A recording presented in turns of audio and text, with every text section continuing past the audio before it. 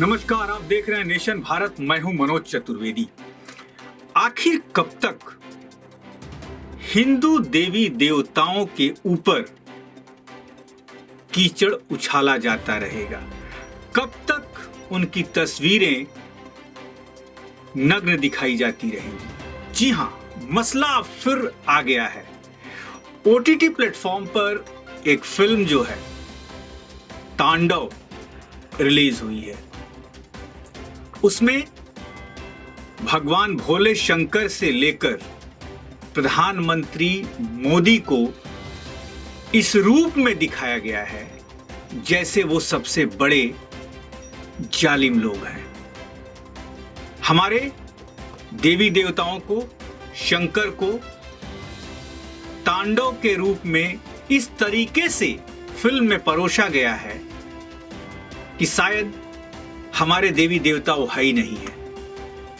प्रधानमंत्री को इस तरीके से परोसा गया है कि प्रधानमंत्री देश के सबसे निकम्मे प्रधानमंत्री हैं। जी हां, आखिर कब तक ये चलेगा? कब तक ये टुकड़े टुकड़े गैंग जो है ये भारत की अस्मिता से खेलेगा? अभिव्यक्ति की आजादी कहकर कब तक ये हिंदू देवी देवताओं को बेइज्जती का रूप देंगे?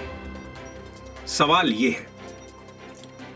आप सभी को पता है, नेशन भारत के दर्शकों को, कि तांडव कल अमेज़न के प्लेटफॉर्म पे रिलीज हुई और बवाल पूरे देश में मचा है। भाजपा के हिंदू संगठन से लेकर आरएसएस, विश्व हिंदू परिषद सड़कों पर उतर आया है और इस फिल्म को बैन करने की मांग पर है।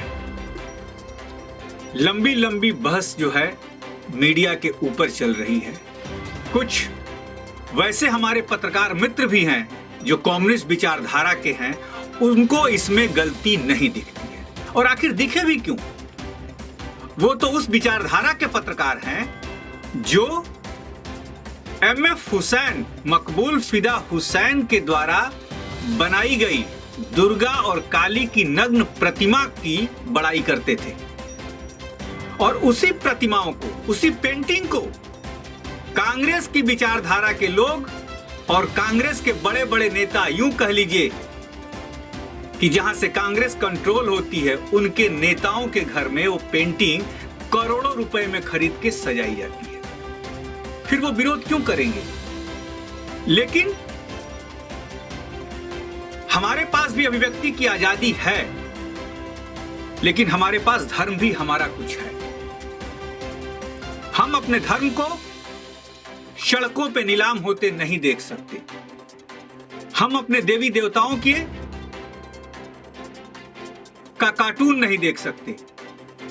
लेकिन इसी देश में, इसी देश के खाने वाले कुछ लोग को तांडव की पिक्चर में कुछ भी गलत नहीं दिखता है। प्रधानमंत्री का उस रूप में दिखाया जाना उनको गलत नहीं दिखता है, क्योंकि उनके लिए यह अभिव्यक्ति की आजादी है कि वो जो चाहेंगे करेंगे। उनके लिए ये जो है उनका खुलापन है। ये आपका अभिव्यक्ति की आजादी नहीं है, ये आपका मानसिक दिवालियापन है कि जिस देश में आप रहते हैं, जिसे हम भारत मां कहते हैं, उसी देश के देवी देवताओं के ऐसे रूप को दिखाए जाने पर आप अपने अभिव्यक्ति की आजादी की बात करते हैं।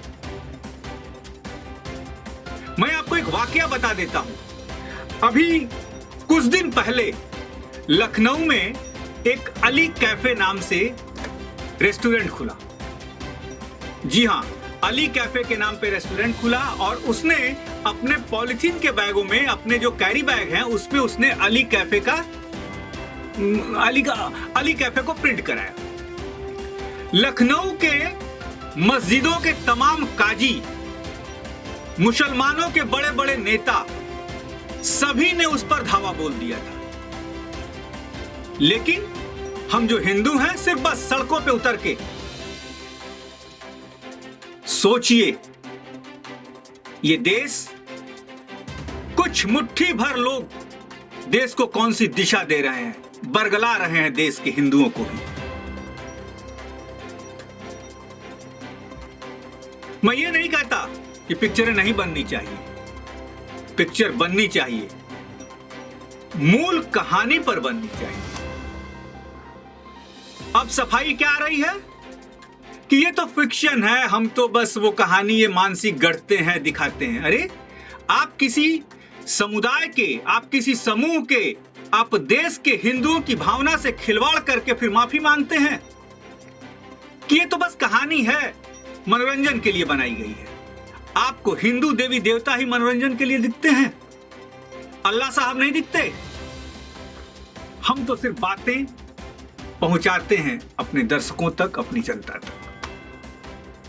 लेकिन अब देखना यह है कि हिंदू समाज कितना क्रिटिसाइज करता है इस अमेज़न को और इस पिक्चर को, क्योंकि अभी तक माफीनामा शुरू हुआ है, माफीनामा आने लगे। अमेज़न ने भी माफी मांग लिया है। अरे माफी मांगने से क्या होगा? माफी आपको देश के 130 करोड़ जनता से मांगनी होगी, जिस भारतवासियों का आपने अपमान किया है। क्योंकि यदि मजार पे जाने वाला मुस्लिम से ज्यादा हिंदू होता है और जब आप उसी हिंदुओं की देवी देवताओं पर चोट करोगे तो हिंदू तो जगेगा ही। बहरहाल देखना है टुकड़े टुकड़े गैंग कितना सक्सेस होता है इन मकसदों में, ये तो वक्त बताएगा। पर आप बने रहिए नेशन भारत के साथ। नेशन भारत चैनल को सब्सक्राइब कीजिए, हमारे फेसबुक पेज को लाइक कीजिए। नमस्कार।